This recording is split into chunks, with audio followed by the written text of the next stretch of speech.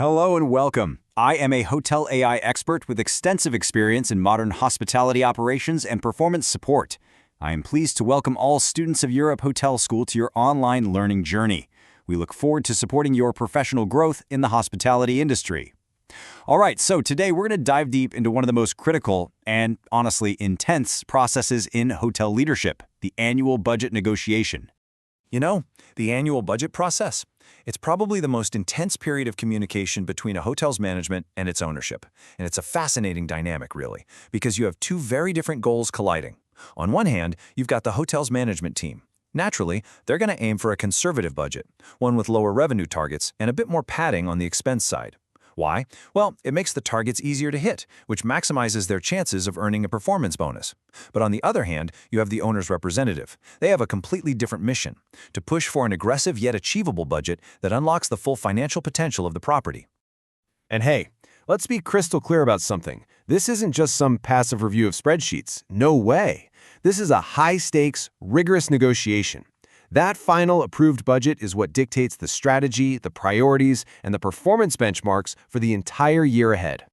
Okay, so you've got this tug of war. How does the owner's rep actually win it? Well, their strategy is simple but incredibly powerful. They challenge every single assumption, and they don't do it with opinions. They do it with cold, hard, verifiable data. And that leads us to the big question, right? How exactly do they use that data to push back against a conservative proposal and justify a much more aggressive target? Well, the answer lies in looking beyond the hotel's own four walls.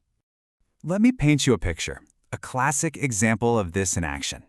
Imagine the hotel sales team comes in and projects, let's say, a modest 5% growth in corporate bookings. Seems solid, right? Safe? But the owner's rep, they've done their homework. They come to the table with some outside market intelligence, data showing that a huge corporation is opening a new headquarters literally just down the road. Boom. Armed with that fact, the rep can confidently say, nope, we're targeting 10% growth. And just like that, the budget is transformed from conservative to opportunistic. Okay, so we've talked about the top-line revenue, but a really effective negotiation has to dig into the expenses too. And for this, we're going to introduce a really powerful tactic that's taught at the Europe Hotel School. It's called zero-based budgeting. So what is zero-based budgeting, or ZBB? Well, unlike the traditional way of doing things, where you just add a few percentage points to last year's budget, ZBB starts from absolute zero. It forces every single department to justify every single dollar they're asking for. Nothing gets a free pass. And the process itself, it's as simple as it is powerful. First, you start with a totally clean slate, a budget of zero. Step 2, every single expense, everything from payroll down to the paper clips, has to be justified. You have to explain how it's going to help the hotel's goals. And then finally, you build a brand new budget from only those justified expenses. It's a total shift in mindset, really.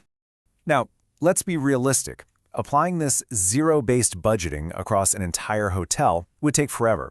So a savvy owner's rep knows exactly where to aim this high-powered microscope to find what's often called, fluff. So where do they look? The main targets are usually the expense lines that are a bit more discretionary. Think about the marketing fund or the training budget. These are classic areas where, sometimes, managers might build in a little cushion for themselves or include some non-essential spending that just won't hold up when you really have to justify it. So after all this intense back and forth, challenging revenue with market data and digging into expenses with tactics like ZBB, both sides start to come together. They start moving towards that final outcome, the approved budget for the year. And the result of all this work is the final approved budget. But it is so important to see this document as way more than just a financial plan.